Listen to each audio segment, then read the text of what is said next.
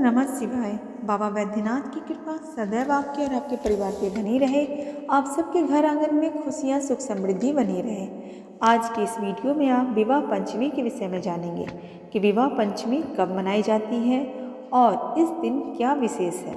तो विवाह पंचमी के बारे में आप एक कथा का भी श्रवण करेंगे, तो वीडियो को पूरा देखें। अगर वीडियो आपको अच्छी लगती है तो लाइक तो ज़रूर करें। तो चलिए शुरू करते हैं। हिंदू पंचांग के अनुसार मार्गशीर्ष महीना यानी कि अगहन महीने के शुक्ल पक्ष की पंचमी तिथि को भगवान राम माता सीता का विवाह हुआ था और इस दिन को उत्सव की तरह मनाया जाता है। इस दिन पूजा करने से जातक की कुंडली का जो भी दोष होता है, कहा जाता है कि इस दिन माता सीता और प्रभु श्री राम जी की पूजा करने से जो भी कुंडली में दोष होता है वह मिट जाता है। और मान्यता यह भी है कि जिसका इस दिन विवाह होता है उसके जीवन में खुशियाँ भी बनी रहती है। विवाह पंचमी के दिन जो भी जातक व्रत या पूजा करते हैं उन्हें मनचाहे जीवन साथी की प्राप्ति भी होती है। विवाह पंचमी को श्री राम पंचमी या विहार पंचमी के नाम से भी हम जानते हैं। इस दिन नाग देवता की पूजा अर्चना का भी विधान है।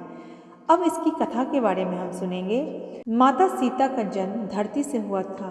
कहा जाता है कि राजा जनक हल जोत रहे थे, तब उन्हें एक बच्ची मिली। उसे वह अपने महल में लाए, वह पुत्री की तरह पालने लगे। उन्होंने उस बच्ची का नाम सीता रखा। लोग उन्हें जनक पुत्री सीता या जानकी कहकर पुकारते थे।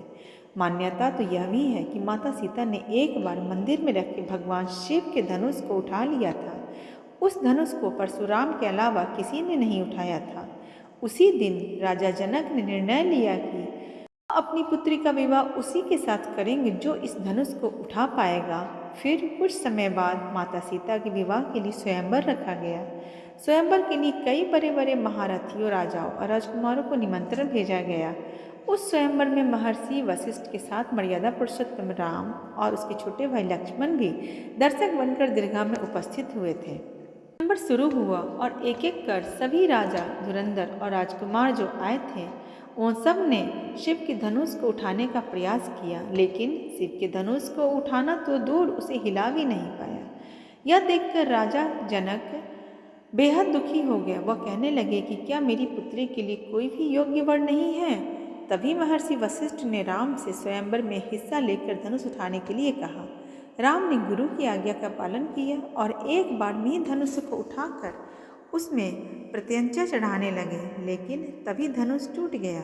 इसी के साथ राम स्वयंवर जीत गए और माता सीता ने उनके गले में वरमाला डाल दी थी। मान्यता है कि सीता ने जैसे ही राम के गले में वरमाला डाली, तीनों लोग खुशी से झूम उठे। यही वजह है कि विवाह पंचमी के दिन आज भी धूमधाम से भगवान राम और माता सीता का गठबंधन किया जाता है। इस तरह से भगवान राम और माता सीता का विवाह संपन्न हुआ था और इसी खुशी में इस दिन विवाह पंचमी मनाया जाता है। जिस जोड़े की शादी इस दिन होती है उसके जीवन में खुशियाँ सुख समृद्धि बनी रहती है और उनके वैवाहिक जीवन बहुत ही अच्छे से चलते हैं। उन पे माता सीता और प्रभु श्री राम जी का आशीर्वाद बना रहता है। तो वैसे ही आप सब पे भी माता सीता और प्रभु श्री राम जी का आशीर्वाद और कृपा बनी रहे। आप सबको विवाह पंचमी की हार्दिक शुभकामनाएं।